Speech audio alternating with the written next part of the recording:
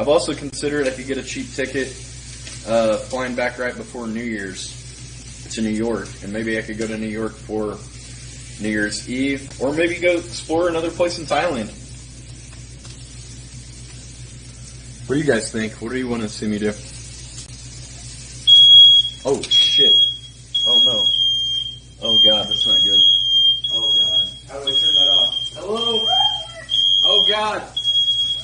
I've set off the fire drill.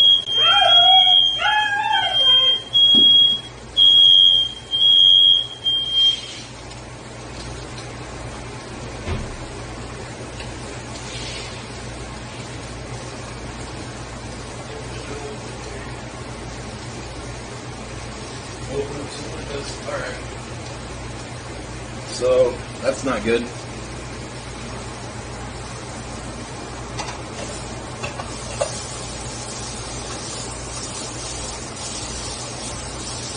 Getting a nice